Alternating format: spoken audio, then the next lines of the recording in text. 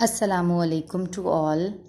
Here is a second chapter which is about Ghaznavi rule 962 to 1186 century. We have already learned about the Ghaznavi rule in the timeline. Where I told you that three Ghaznavi rulers are there. First one is Alapatagin, second one is Subuktigin, and the third one is Mahmud Ghaznavi. Alapatagin is the founder of Ghaznavi rule. Subuktigin comes to Indian kingdom, and Mahmud Ghaznavi also come to subcontinent, but Alapatagin never comes to subcontinent.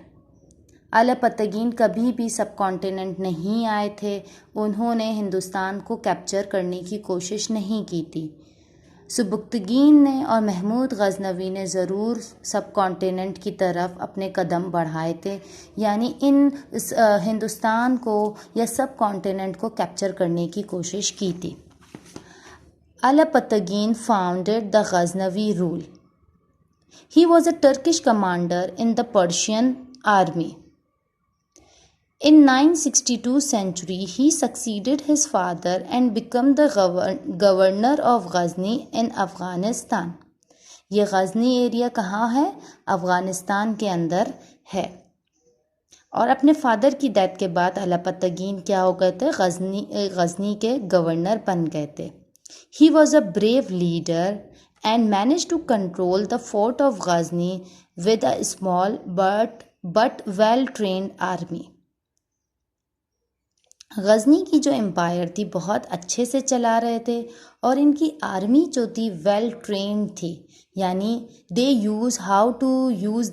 know how to use the weapons. He continued to rule independently until his death in 976 century. इन्होंने independently यानी अकेले ही पूरी ये गज़नी की जो हुकूमत थी उसे चलाते रहे. और कब तक चलाया? जब तक कि इनकी डेथ हुई 976 century. Please underline those line. His former slave and son in law, इनके कौन थे? क्योंकि मैंने आप लोगों को क्या बताया, उस वक्त स्लेव्स रखने की जो ट्रेडिशन थी वो बहुत ज़्यादा थी. और उनके सन इन लॉ यानी दामाद थे Sabuktigin took over the region. इनके इंतकाल के बाद यानी अलापतगीन के इंतकाल के बाद अब जो रूलर बने वो कौन बने? सुबुक्तगीन बने. Turn over the page. Sabuktigin was a brave and competent leader, यानी एक बहादुर और एक कॉम्पिटेंट लीडर थे. Ghazni become a strong Muslim state under his rule. Ghazni क्या बन चुका था? एक बहुत ही स्ट्रॉन्ग स्टेट बन चुकी थी इनके रूल में.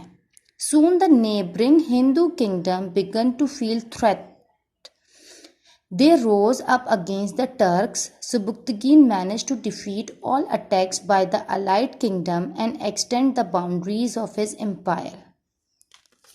जैसा कि हम देख रहे हैं कि ये जो इंडियन किंगडम है ये बिल्कुल गज़नी के करीब है. तो यहाँ पे इंडियन राजाज जो थे वो यहाँ पे जब सुबुक्तगीन की जब रूलिंग पावर स्टार्ट हुई तो उससे क्या कर रहे थे? थ्रेट फील कर रहे थे, यानी उन्हें डर लग रहा था.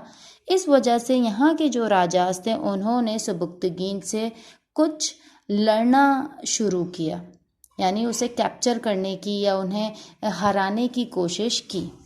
लेकिन सुबुक्तगीन के पास, क्योंकि अलापतगीन की आर्मी ही बहुत ज़्यादा वेल ट्रेंड थी, फिर इनके पास भी वही वेल ट्रेंड आर्मी मौजूद थी, तो सुबुक्तगीन ने इन तमाम लोकल राजाज जो थे, हिंदू लोकल राजाज, उनका बहुत अच्छे से मुकाबला किया. He is remained as the first Muslim to enter the subcontinent from the north. North से ये क्या थे? पहले मुस्लिम हुक्मरान थे जिन्होंने सब कॉन्टिनेंट को कैप्चर किया. अंडरलाइन कर लीजिए बेटा. Sabuktigin died in 997 century. Also underline this line. Leaving his kingdom to Mahmud. अब उन्होंने अपनी जो किंगडम थी वो किसे दे दी? अपने बेटे महमूद को, उनकी डेथ के बाद.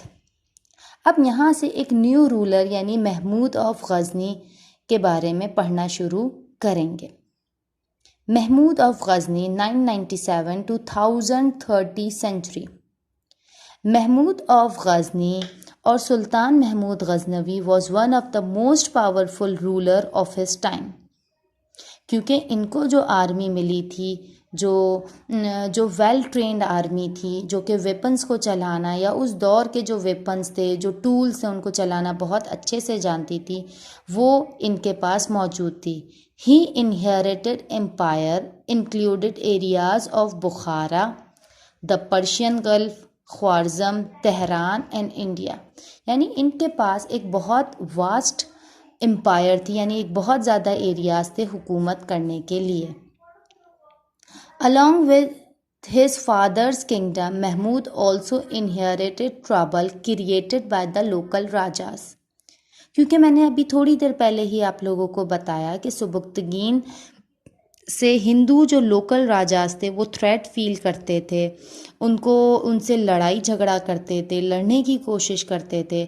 तो वही लोकल राजास जो थे, हिंदू लोकल राजास, वो किससे लड़ना शुरू हो गए?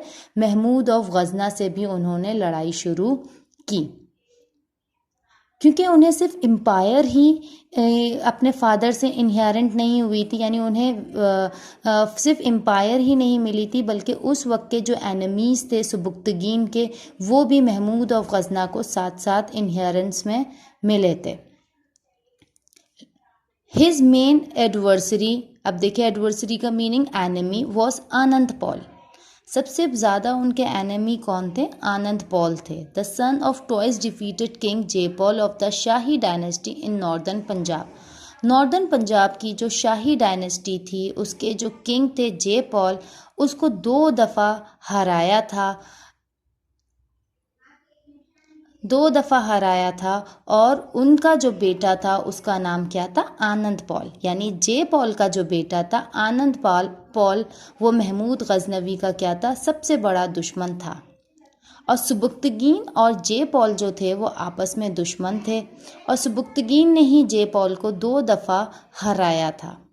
तो अब जयपॉल का बेटा जो है आनंद पॉल, वो किससे बदला लेना चाहता है? महमूद ऑफ गजनी से बदला लेना चाहता था। Anand Pal did not accept Mahmud as ruler and refuse to pay tribute. Anand Pal ने जो महमूद था उसे रूलर नहीं माना और उसको कोई भी रिस्पेक्ट शो नहीं की। He wanted to take revenge for his father defeat at Sabuktigin hands.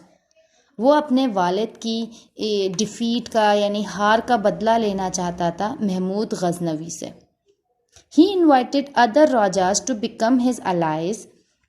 उसने हिंदुस्तान के अंदर और जितने भी राजास थे उन सबको अपने साथ मिलाया। And launch a campaign against Mahmud, और ये कोशिश की कि हम महमूद के ख़िलाफ़ क्या करें? एक कैंपेन शुरू करें ताकि उसको हरा के यहाँ से भेज दें। ये सब वो क्यों कर रहा था? वो इसलिए कर रहा था कि वो अपने फादर की लड़ाई का बदला लेना चाहता था, या फादर की डेथ का बदला लेना चाहता था, जो कि सुबुक्तगीन और जयपॉल के बीच में लड़ाइयाँ हुई थी। Mahmud and his army prove to be stronger. क्योंकि अभी ही बताया हमने, दोनों उसमें पढ़ा कि अलपतगीन की जो आर्मी थी वो भी स्ट्रॉन्ग थी। सुबुक्तगीन भी कौन थे? He was a brave and a competent leader, बहुत अच्छे लीडर थे। आर्मी उनके पास भी स्ट्रॉन्ग थी। तो वैसी ही आर्मी किसके पास थी? महमूद गजनवी के पास भी थी। They defeated Anandpal and his allied forces at Lahore in 1008 century. Underline कर लीजिए बेटा। आनंद पॉल जो थे उन्हें क्या हुई? शिकस्त हुई, यानी उन्हें बीट कर दिया गया। और उनके जितने भी अलाइड फोर्सेस थे, यानी और जो लोकल राजाज उनके साथ मिलकर जो लड़ाई कर रहे थे, कैंपेन कर रहे थे महमूद गजनवी के ख़िलाफ़, उन सब को लाहौर पे क्या कर दिया गया? हरा दिया गया। However Anand Pal did not give up hostilities and continue to provoke Mahmud into skirmishes. लेकिन आनंद पॉल जो था वो अभी भी क्या करता था, मुसलसल कॉन्फ्लिक्ट करता रहता था, अपोज करता रहता था, यानी कोई ना कोई लड़ाई का बहाना ढूंढता रहता था। इनके दरमियान क्लैशेस होते रहते थे, यानी वो हर वक्त महमूद को लड़ाई के लिए प्रोवोक करता था, यानी उकसाता रहता था। His successor did the same. फिर आनंद पॉल की डेथ के बाद जो उसके सक्सेसर्स आए, यानी जो इसके बेटे हुकूमत में आए, वो भी क्या करते थे, सेम यही काम करते थे, यानी महमूद गजनवी से लड़ाई के जो बहाने थे वो ढूंढते रहते थे। इनके दरमियान क्लैशेस होते रहते थे। Mahmud dealt with them equally well, क्योंकि महमूद अच्छा लीडर था, उसने क्या किया, इन सब को बहुत इक्वली ट्रीट किया, इनसे बहुत स्ट्रांगली मुकाबला करता रहा, एंड डिफीट दैम, और उन सब को क्या करता रहा, बीट करता रहा, यानी शिकस्त देता रहा।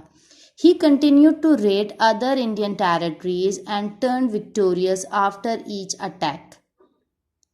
क्योंकि हमने पीछे ही टाइमलाइन में पढ़ा था कि महमूद गजनवी ने 17 टाइम्स सब कॉन्टिनेंट को रेड किया था और दूसरी टेरिटरीज़ को भी हासिल किया था, तो उसने सिर्फ लाहौर तक या मुल्तान तक ही नहीं रहा, बल्कि उसने दूसरी टेरिटरीज़ को भी कवर किया। लैडन विद बूटे एंड स्लेव्स, और हमेशा उसे क्या मिलती थी वहाँ से, बूटे यानी बहुत ज़्यादा वेल्थ मिलती थी। प्लंडर टेकन ऑन लैंड, यानी ज़मीन मिलती थी, दौलत मिलती थी, ये तमाम चीज़ें उसे इन अटैक की वजह से मिलती थी। और क्या मिलते थे, स्लेव्स।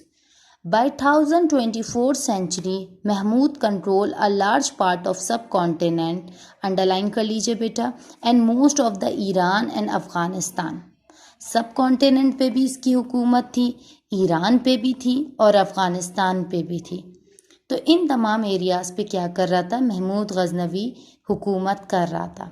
अलापतगीन जो थे वो बिल्कुल भी सब कॉन्टिनेंट पे नहीं आए थे। सुबुक्तगीन जो थे उन्होंने थोड़े बहुत एरियाज़ जो थे वो कैप्चर किए थे सब कॉन्टिनेंट के, लेकिन महमूद गजनवी ने most of the areas capture by Mahmud Ghaznavi by 1024 century.